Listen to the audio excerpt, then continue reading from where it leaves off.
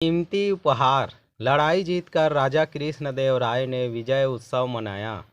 उत्सव की समाप्ति पर राजा ने कहा, लड़ाई की जीत अकेले मेरी जीत नहीं है, मेरे सभी साथियों और सहयोगियों की जीत है। मैं चाहता हूं कि मेरे मंत्रिमंडल के सभी सदस्य इस अवसर पर पुरस्कार प्राप्त करें। आप सभी लोग अपनी अपनी पसंद का पुरस्कार लें, परंतु एक शर्त है कि सभी को अलग अलग पुरस्कार लेने होंगे। एक ही चीज़ दो आदमी नहीं ले सकेंगे। यह घोषणा करने के बाद राजा ने उस मंडप का पर्दा खिंचवा दिया जिस मंडप में सारे पुरस्कार सजा कर रखे गए थे। फिर क्या था, सभी लोग अच्छे से अच्छे पुरस्कार पाने के लिए पहल करने लगे। पुरस्कार सभी लोगों की गिनती के हिसाब से रखे गए थे। अंततः थोड़ी देर की धक्का मुक्की और छीना झपटी के बाद सबको एक एक पुरस्कार मिल गया।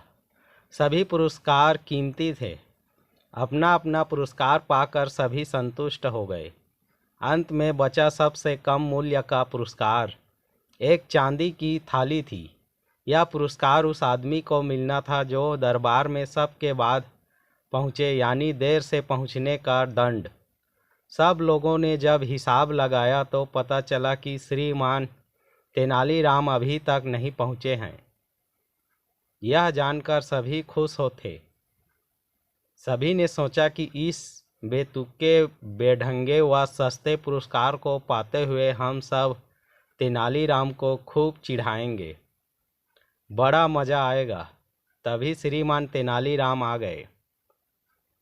सारे लोग एक एक स्वर में चिल्ला पड़े, आइए तेनालीराम जी, एक अनोखा पुरस्कार आपका इंतजार कर रहा है। तेनालीराम ने सभी दरबारियों पर दृष्टि डाली। सभी के हाथों में अपने अपने पुरस्कार थे। किसी के गले में सोने की माला थी तो किसी के हाथ में सोने का भाला। किसी के सिर पर सुनहरे काम की रेशम सी पगड़ी थी तो किसी के हाथ में हीरे की अंगूठी। तेनालीराम उन सब चीज़ों को देखकर सारी बात समझ गया। उसने चुपचाप चांदी की थाली उठा ली।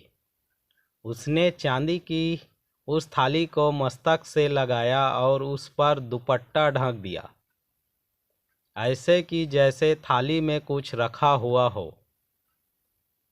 राजा कृष्णदेव राय ने थाली को दुपट्टे से ढकते हुए तेनालीराम को देख लिया। वे बोले, तेनालीराम, थाली को दुपट्टे से इस तरह क्यों ढक रहे हो?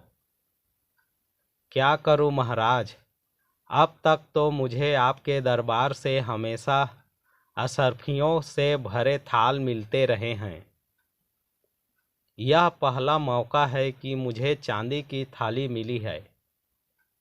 मैं इस थाल को इसलिए दुपट्टे से ढक रहा हूँ ताकि आपकी बात कायम रहे।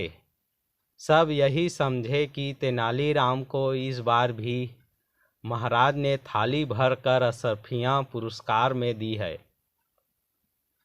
महाराज तेनालीराम की चतुराई भरी बातों से प्रसन्न हो गए। उन्होंने गले से अपना बहुमूल्य हार उतारा और कहा, तेनालीराम, तुम्हारी आज भी थाली नहीं रहेगी। आज उसमें सबसे बहुमूल्य पुरस्कार होगा। थाली आगे बढ़ाओ। तेनालीराम ने थाली राजा कृष्णदेव राय के आगे कर दी। राजा ने उसमें अपना बहुमूल्य हार डाल दिया। सभी लोग तेनालीराम की बुद्धि का लोहा मान गए।